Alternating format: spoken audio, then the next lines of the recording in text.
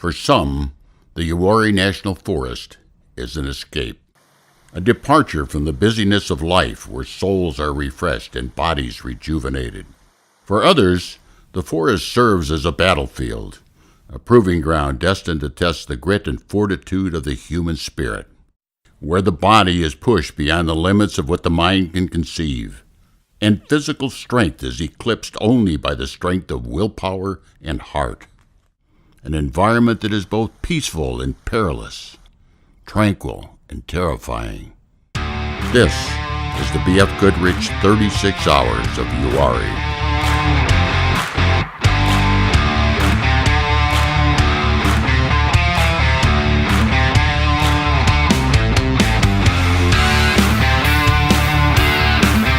Welcome to Camp Cupcake.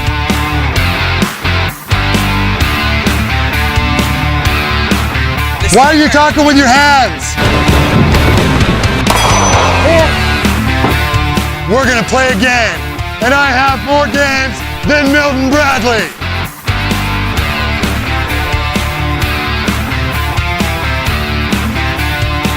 But starting now, it's all about 36 Hours of Uwharrie.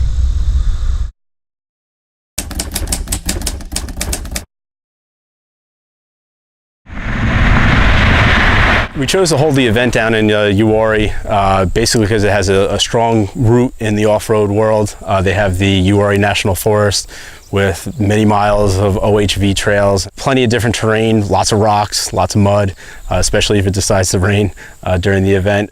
It started off as a small grassroots event with a group of people, mainly Scotty Fields from Uwharrie Off-Road Training Center and Richard Winchester from BFGoodrich coming together, talking about the event that they used to do called the Safari Triathlon down in Florida, and they wanted to recreate that.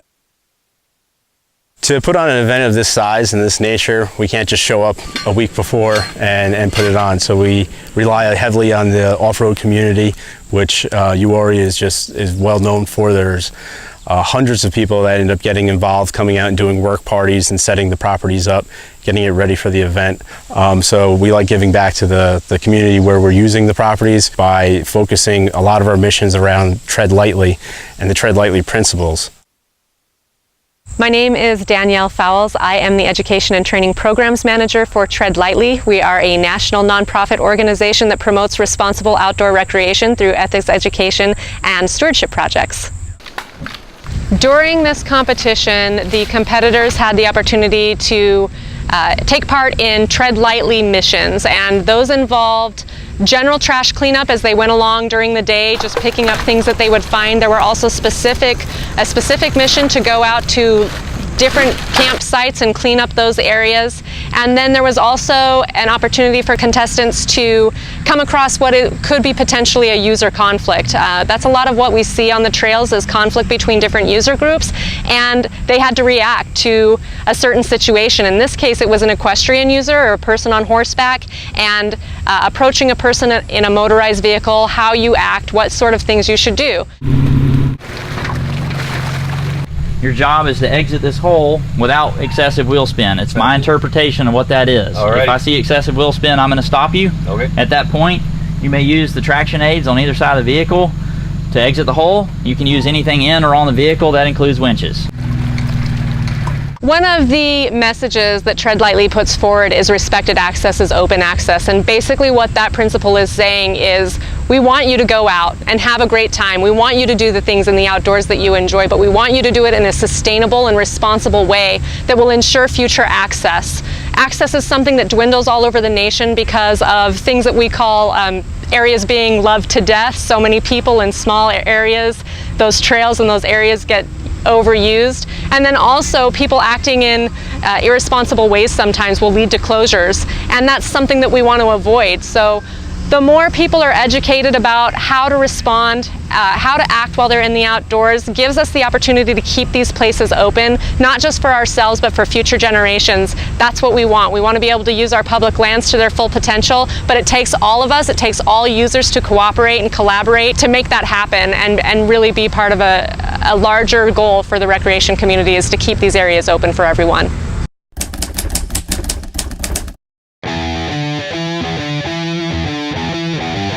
Good morning from day one of the 2018 BFGoodrich 36 Hours of Uwharrie. It's early before registration. Teams are already lining up. The first 3 teams in line are returning teams.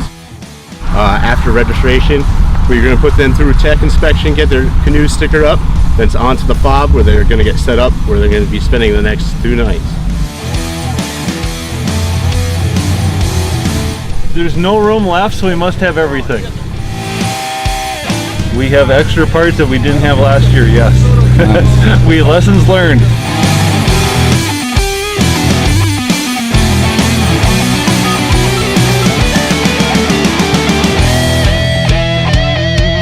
We are representing Rugged Radios out here for this event, 36 Hours Uwharrie. It's both of our first times ever doing this event. Going into it, being a first timer, really don't know what to expect, but the fact that, you know, we've been off-roading for a while, we're used to doing all these, you know, the high lift stuff, breaking tires, and we're actually in the Coast Guard, so, you know, the military themed will be pretty fun. I think we were most nervous about the canoeing portion as a team because we've never really done that. But we took it out, and I think we feel confident on that. Maybe just the endurance throughout the entire thing. Our bodies are gonna be pretty tired, so that's probably the most worrisome thing for me. We are the camp commandants. For the duration of this event, what we say goes. Left arm up, right arm forward. If we say eyeballs, you're going to say click. Eyeballs. Click. We say ears, you're going to say open. Ears. Open. Comfort-based decisions. Don't exist here. Comfort-based decisions won't win this event. Right, Yeti? Yes, sir. It will not win this event. If you choose comfort, it's probably the wrong path, because that means that you're slowing down, you're letting off the gas, you're losing your intensity, you're losing your motivation. You can rest on Sunday night, but starting now, it's all about 36 hours of Uwharrie.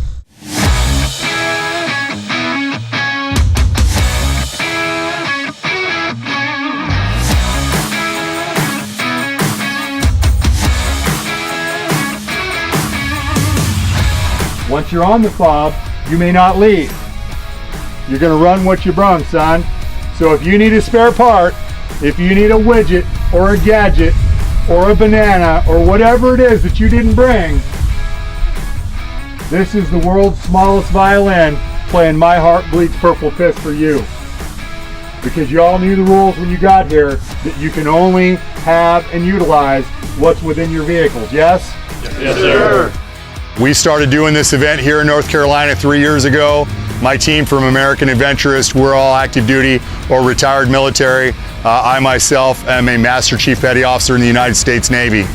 One of our responsibilities as camp commandants for these people is to make sure that they stay on task, make sure that they stay on time, make sure that they're safe, and overall, make sure that they're having a good time. Hurry up, fix it. You, keep falling in, why are you waiting? Number 8, what are you waiting for? This is not brain surgery. 15, do you need an invitation? Let's go, welcome aboard. Welcome to Camp Buttercup.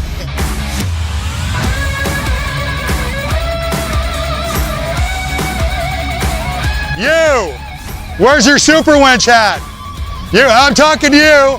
Where's your super winch hat? Give me 9 hours. 9 hours, why do you need 9 hours?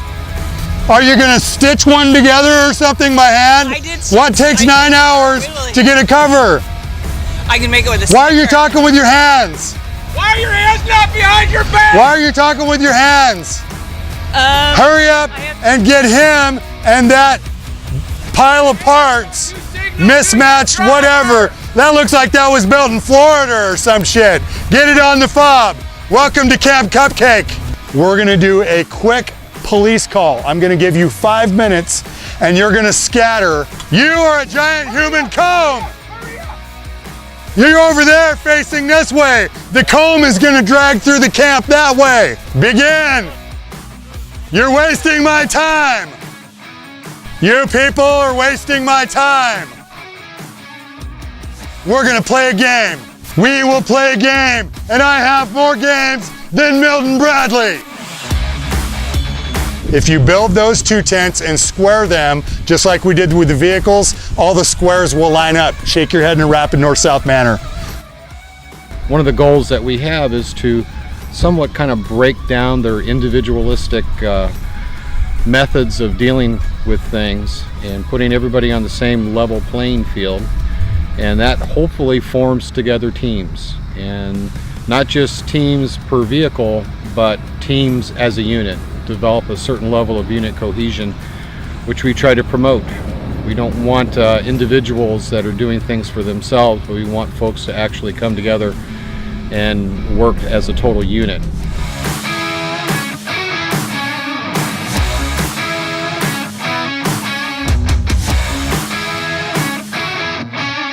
Gear adrift is a gear gift. Ooh, what's that? Who's this trash belong to? Probably mine. Let's see if there's any photos on here. Woo! How do we open this thing up? Oh look, we're getting messages. Do you want to read Yolo's messages out loud? That'd be wrong, right? That would probably be invading your privacy, a little personal, but we can't leave our gear laying around. Yolo, yoo-hoo! Is this your phone? Yes. Why is it over there? Is that a fan? I was coming right back. Because you were coming right back. She was coming right back. Nonsense. Go away. Thank you.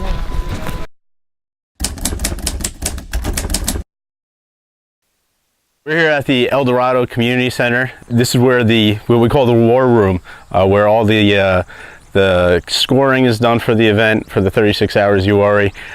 Any issues that come up, any conflicts that arise, is all handled out of this place. We have up to 70 volunteers this year handling the event, plus all the other, keeping track of 23 teams as they travel between the Uwharrie Forest and the private properties that we're using. This year had a GPS tracking by Scout GPS, and we were able to keep an better eye and know where they were. That helped out a lot. But at the end of the day, this is where all the magic happens for the event, to keep everything running smoothly. Our goal was to incorporate as many different forms of outdoor sport or recreation into this event. The purpose of the missions is to test all aspects of the team's knowledge base when it comes to off-road driving as well as other recreational sports. Some of these missions are really focused on physical endurance. Others are going to really be testing their knowledge base of how to properly and efficiently use their equipment. Some of them are requiring them to think outside the box to solve a problem.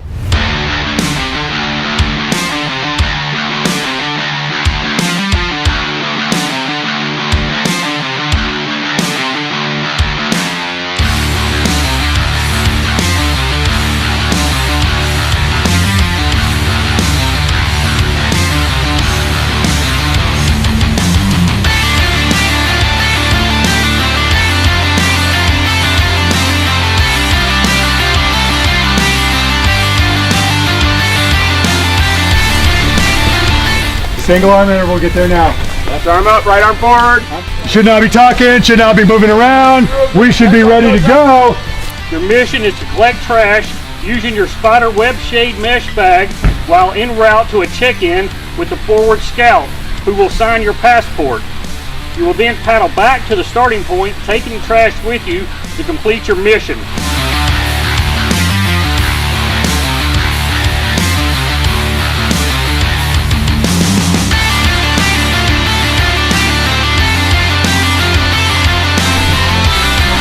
Don't rock the boat.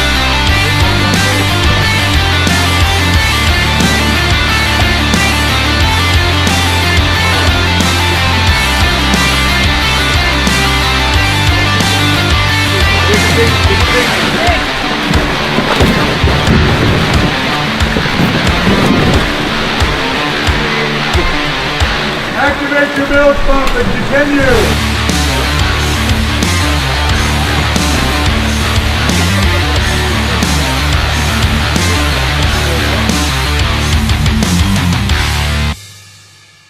Heavy rains leading up to the event make for swift currents, adding tremendous difficulty to an already arduous task.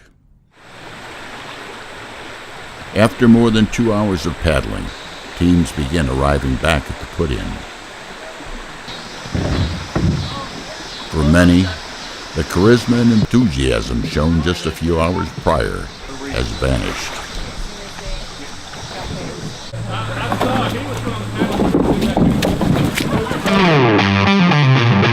From the river, teams return to the Uwharrie Off-Road Training Center to complete several more missions.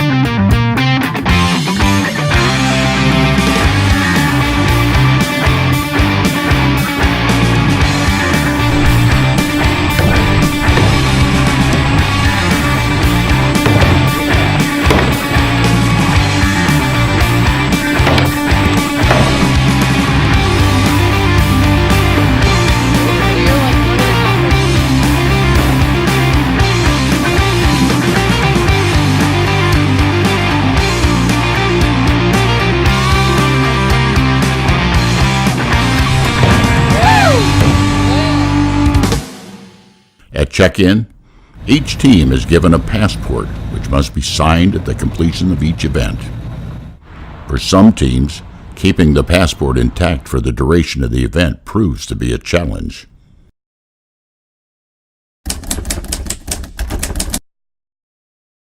Just had a turkey burger, now we're going to cook some ramen. So, keeping it low-key and simple.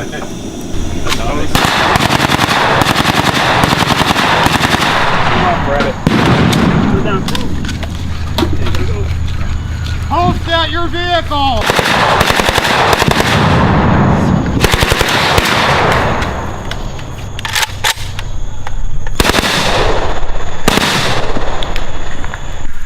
Stand off!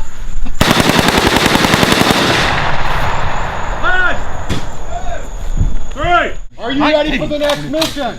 Yes, sir. School circle! School circle! We're going to take today's missions out of your books. Remember we talked about this earlier? All right, I need you to get to your vehicles, get your book, and form a single file line so that we can exchange those missions on Mr. Mapes.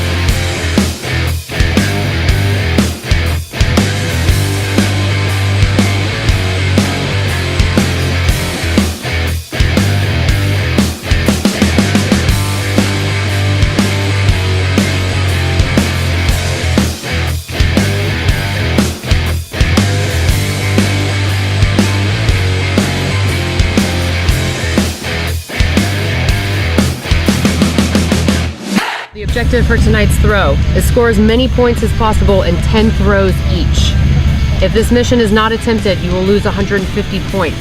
You will have 5 minutes to complete this mission, and the timer will start as soon as these directions are completed. Once the time is up, any attempts remaining are forfeit. Point values. Bullseye is 5 points, red circle is 3 points, blue circle is 1 point, little circles at the top are worth 7 points. You ready? Yep. Great. Time start!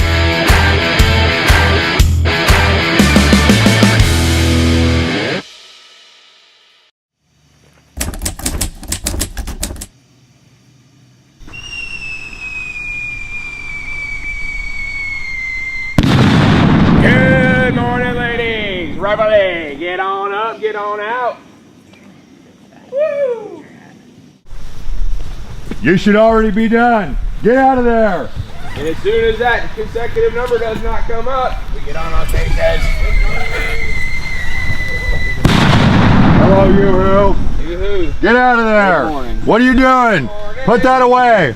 1, 2, 3, 4, 5, 6, 7, 8, 9, 10, 11, 12, 13, 14. What time is it? Breakfast time. What time is it? 0518. 0518. At 0530, we're done with chow. By the time we hit 0530, you should have completed chow, pump and dump, and be standing by. Good to go? Yes, sir. Enjoy. So we got a couple of these, boil the water and pour them in a bag, breakfast and gravy and breakfast skillets. And then a couple powder and water energy bombs. Try to get this day started. We got granola bars and almond milk. And Pop-Tarts. And Pop-Tarts.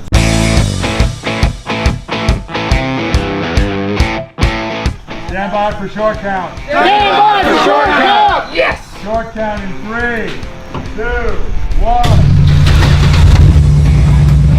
Armed with a mission book providing only a description and GPS coordinates, teams scattered throughout the national forest and surrounding properties to complete the day's challenges. You guys get any sleep last night? About 3 hours. It was all good. Though less physically demanding, Day 2 is the longest day of the competition. Careful planning is a necessity to ensure enough time is allowed to complete each mission, or risk losing valuable points.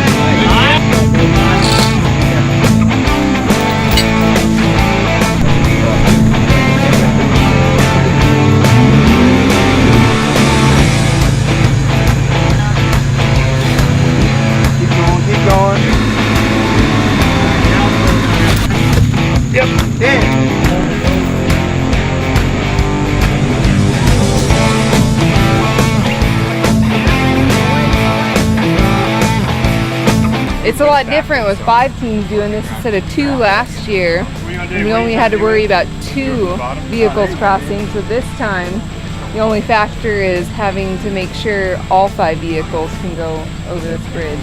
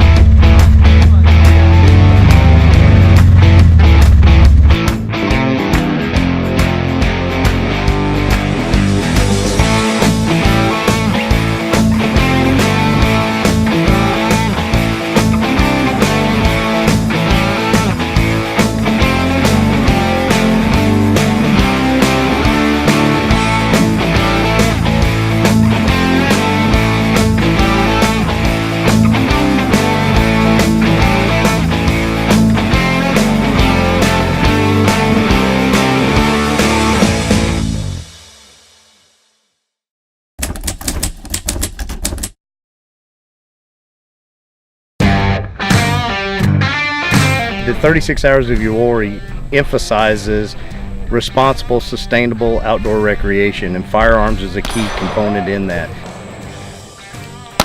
Our shooting course consists of 3 different stages. Participants will start with the AR platform. They will engage 5 targets from 50 meters. They will then move to the Glock pistol. The first pistol stage will be at 25 yards, where they will engage 5 targets, 8-inch steel targets from 25 yards.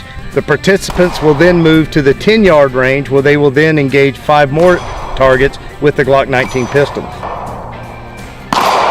They will then move from there to the skeet location, where they will engage 5 skeet with the 12 gauge over and under shotgun.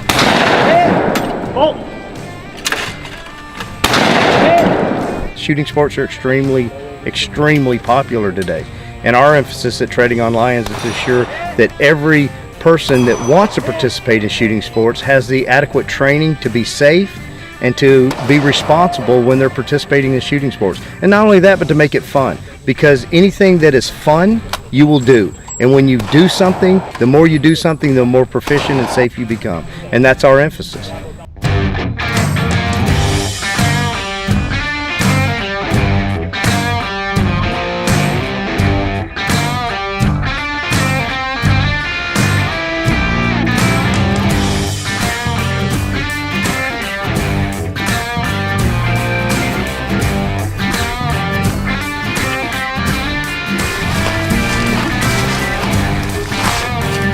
Stephen Beasley, 10-year Army veteran, Iraq, Afghanistan, and Haiti. Mike Bambook, 12 years, Marine Corps. True Patriots organization that gets out and helps veterans. Our goal is to get veterans in active duty who have a hard time getting back into society and being around other people. So we get guys out and outdoors to enjoy the camaraderie. I've been down here wheeling for a couple years now, and I had seen some things about it, and it was one of those things. I'm like, hey, I want to try that out, and just things didn't work out for me to do it myself. And then I was approached by True Patriot, and I was like, sure, I'll take on the challenge. It's just like when I was in the military. The only thing I was nervous about going out on missions was the unknown. Give me a challenge, and I'm going to go head force into it, and I'm going to adapt and overcome. My kill, I had been looking at him for a couple years. I have a very close friend and mentor who was my company commander in Iraq and Afghanistan, and he bought me my first kill. So Steve said he was going to weld the kilt, and I was like, well, I have one. I don't weld very often, so why not?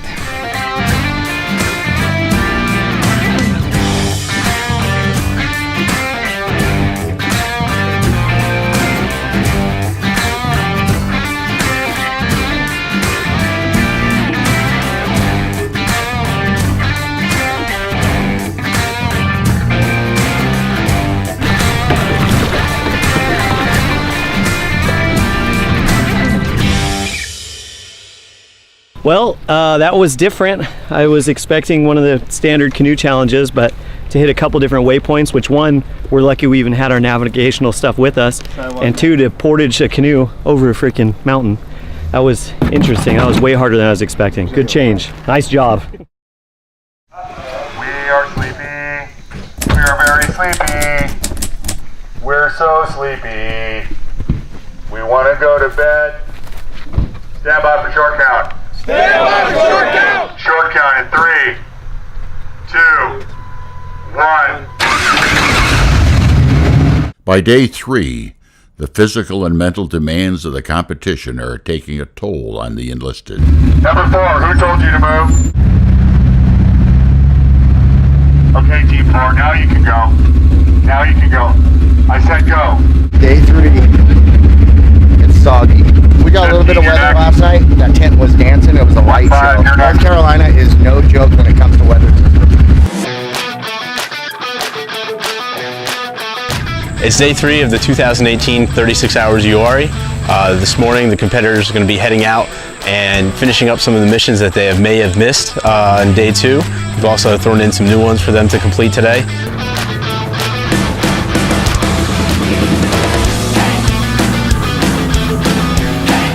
They'll have 4 hours to complete the remaining missions from the previous day and earn valuable points for completing new ones.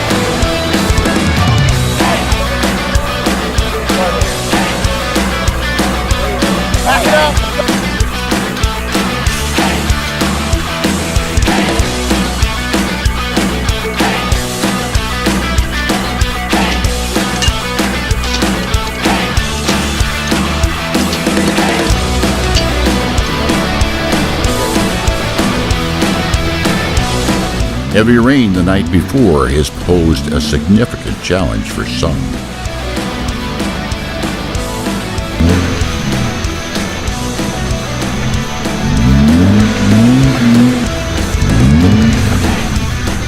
This is my son. He's the enthusiast, and he kind of volunteered me to come to this course. So we had a bunch of rain last night. Big thunderstorms came in, rained cats and dogs. What you see here today is all this red clay is now slick as all get out. Everything's filled, all the valleys are filled with water. Kind of just point the nose and stand on it, that's all you got.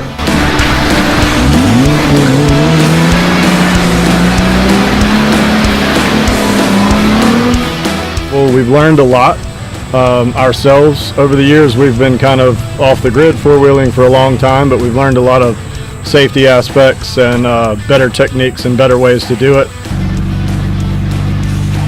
The kayaking event or the canoeing event was probably the hardest physical event we've encountered so far in 3 years. We were all excited, had a lot of energy, ready to go, and we're reasonably in shape guys, and an hour and 50 minutes into paddling non-stop, we were barely at the checkpoint.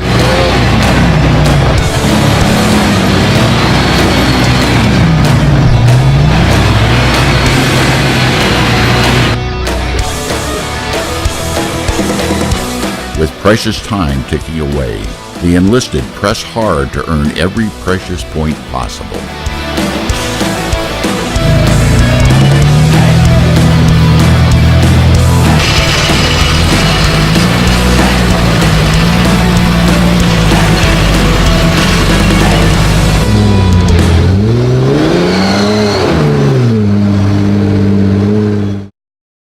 Back at the training center, the enlisted regroup, grab chow, and ready themselves for one final challenge, the BFGoodrich Final Assault.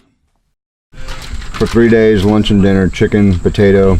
Some have tomatoes, some have peppers. It's whatever you got out of the cooler. A little barbecue. Oh, and a Diet Coke. Get yourself right, obviously. Uncrustable. The Final Assault is a round-robin style competition in which each team must complete 4 separate missions, all held at the Uwharrie Off-Road Training Center. Events include reverse driving, axe throwing, the Blind Dog Challenge, and an Advanced Portage Challenge, requiring competitors to carry their canoe through an obstacle course while loaded with an additional 50 pounds.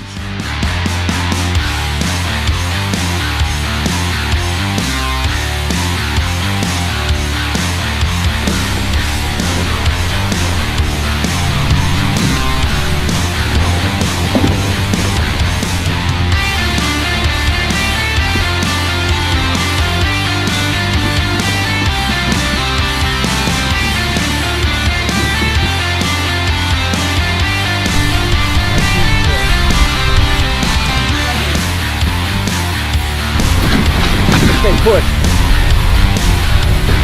That down in the hole. All right, you drop it down.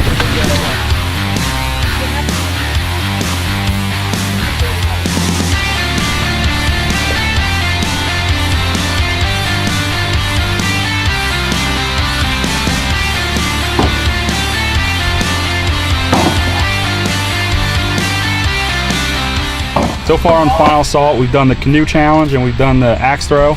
Did pretty good on the axe throw, did decent on the canoe challenge. Got the highest score possible on the axe throw to 71. Yep, so we're going for the reverse obstacle course, and then we have the blind dog challenge, and then hopefully that's the end of the event. The canoe challenge was rough. You know, you got your canoe, you got to unload it, then you got to put about 30, 35 pounds, maybe a little bit more, worth of rocks in it, and then you got to hump it across the obstacle course.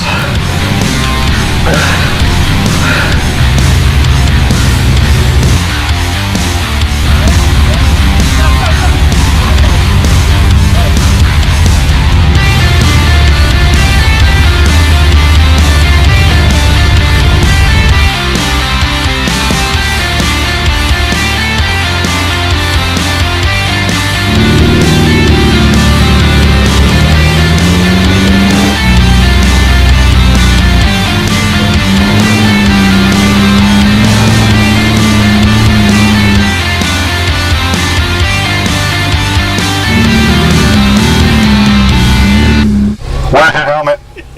Why are you not wearing your helmet? Get your helmet on. Personal protective equipment now.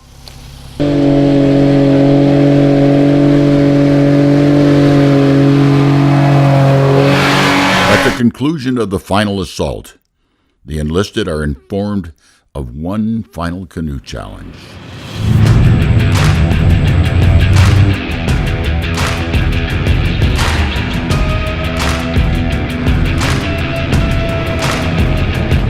The competitors will move as a convoy to a nearby lake where they are to retrieve a flag from a small island.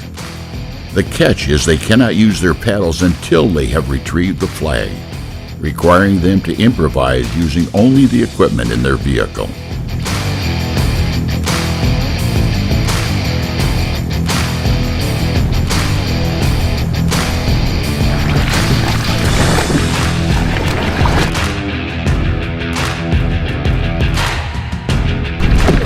Hours. 36 hours.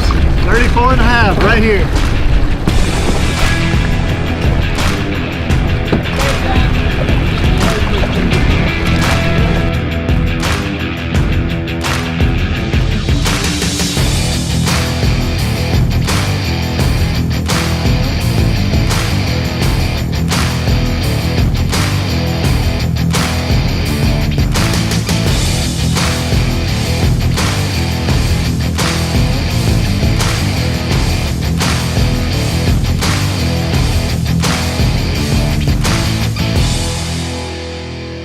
Following the final canoe challenge, the close of the event is marked by a ceremony celebrating the life and legacy of the late Scotty Fields. As the enlisted caravan back to the training center one last time, the convoy is led by Scotty's own CJ7.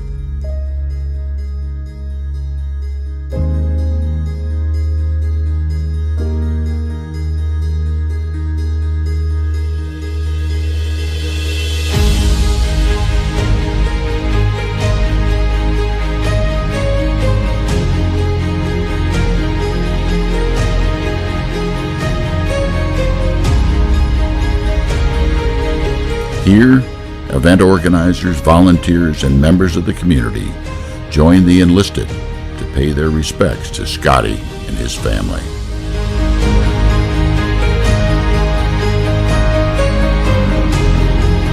It's the end of day 3 at the 2018 36 Hours Uwharrie.